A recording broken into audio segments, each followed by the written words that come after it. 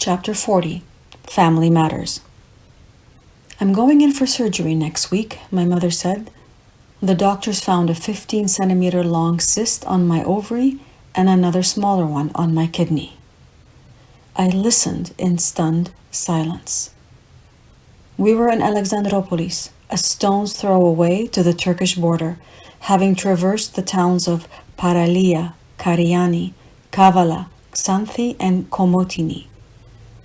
"The doctors think there's less than a 10% chance it's cancer," she continued.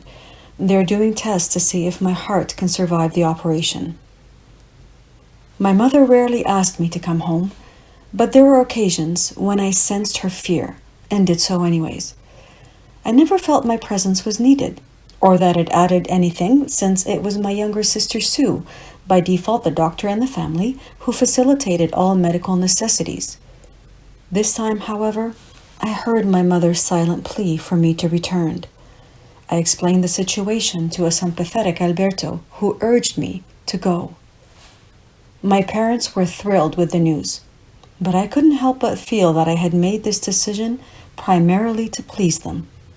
After all, I had gone to Lebanon to see my aunt. How could I do any less with my mother? I wanted to tell her that I would be meditating for her, as I had done on other occasions, but would not physically be there. I also wanted Alberto to join me, but knew that my still traditional family would never accept into our home a man who was not my husband. I felt like a coward, driven by guilt and obligation, the flight tickets in my hand confirmation of that cowardice. For the second time during my pilgrimage, I boarded a plane that separated me from Alberto and my walk for peace to be with my family. As I boarded that plane on June 16th, 2002, I hoped that all that I was leaving behind would still be waiting for me. 4 connections later, I arrived in Ottawa, Canada, overwhelmed with exhaustion. My father greeted me at the airport, looking older and more haggard than I remember, but certainly pleased to see me. Beyond the basic details of my flight, my health, and my mother's condition, we drove in silence, and I was grateful for that. It was my first time home in over 18 months, and I needed time to adjust to this reality. Everything was so clean and orderly. Cars drove in their designated lanes and obeyed traffic laws. Pedestrians crossed at green traffic lights or at crosswalks. I understood every road sign I saw and conversation I heard. I had spent 6 months trying to communicate in languages I had never heard before, and now felt overwhelmed at being able to understand everything. The bombardment of my senses continued the following day.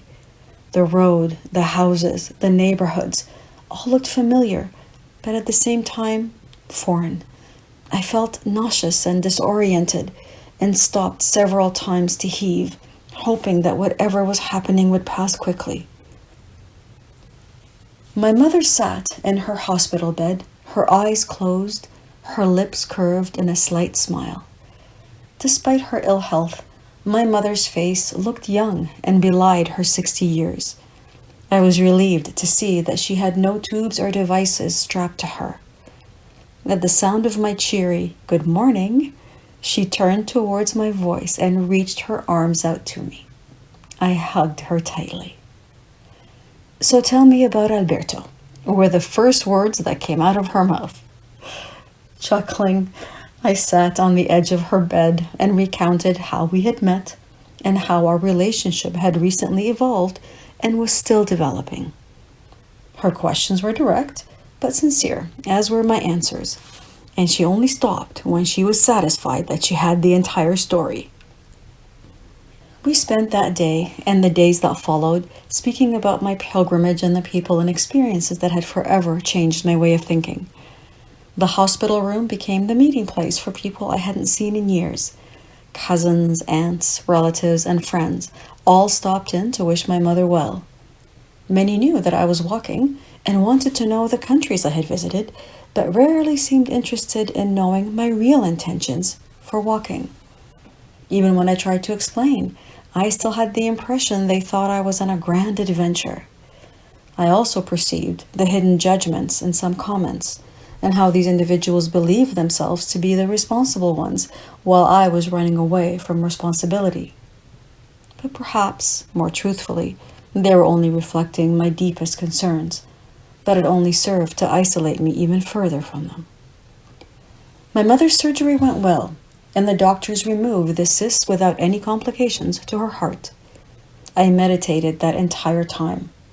She was out of intensive care almost immediately and back in her hospital room. I asked if she would like me to do some healing with her. I didn't know how she would respond and feared she would think it was too far removed from the practical medical surroundings that she was in. But to my great surprise, she said, "What do I have to do?" "Just relax and be open to receiving it. That's all," I responded, delighted by her desire to actively participate. I explained that I would be envisioning her body enveloped in a light that was so loving and caring that it healed and strengthened everything on its way. "Imagine that light yourself," I said, "and feel it moving within your body. If you want, you can direct it to any part that you feel needs it. I'll just focus it with you." After a few deep breaths, I began to feel the familiar warmth flowing through me. I moved my tingling hands over her body, hovering them over her heart. My hands pulsated with energy, as if keeping rhythm with her heartbeat. My mother placed her hands first over her stomach area and then over her eyes, before resting them on my hands above her heart. I felt tremendously happy.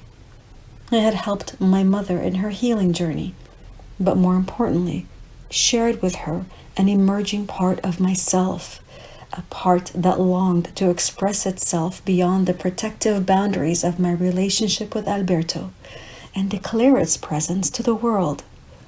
It took its first step that day.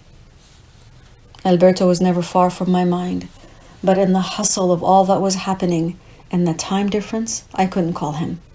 We emailed, but I felt the edge in his words and the indirect accusations. I didn't know what would be waiting for me when I got back. My mother continued to recover quickly, amazing her doctors. However, 2 days before my scheduled departure, she began complaining of chest pains and difficulty breathing. She was readmitted into intensive care, where doctors discovered that her heart was not pumping efficiently and was filling her lungs with liquid. I did more healings with her, which she told me made her feel better, but her condition remained unchanged. My last day approached. I stood by her bedside, looking at her frail body. An oxygen mask covered her nose and mouth, while countless tubes stuck out of her arms. I centered myself as best as I could and did one last healing, holding her hands in mine. "Mom, I have to go," I whispered in her ear. She nodded weakly. "Be safe," she murmured. I hugged her, my tears mingling with hers, and rushed out of the room to my waiting family. My composure failing me, I hugged and kissed each in turn and saw their eyes as watery as mine. My father held on to me the longest and told me to be safe. I promised I would. I ran out of the hospital, blinded by my tears, and stepped outside into a fierce thunderstorm. The wind lashed the reins against my face, and the thunder rumbled threateningly, the heavens themselves reflecting my inner turbulence and despair. My youngest sister, Lori, expertly negotiated the storm to the airport. We cried in the car, and then hugged and cried some more when she dropped me off. I boarded my flight more drained than ever. Images of my mother burned into my memory, augmenting feelings of guilt that no amount of reasoning could assuage. 24 hours later, I was back to my other reality and to Alberto. They had both waited for me. I rushed into his waiting arms and stayed there, craving safe haven from the raging storm I had just left behind, and relieved to receive such a loving welcome. After a 17-day hiatus from our walk for peace, Alberto and I took our first steps out of Alexandropolis for the remaining 40 kilometers to the Turkish border. Another month had ended, but what a month! The gifts that Greece offered were many, but she had surprised me with the most unexpected. One that had been walking alongside me the whole time. I will forever associate Greece with this new love that I found. Thank you, Greece. Efaristo.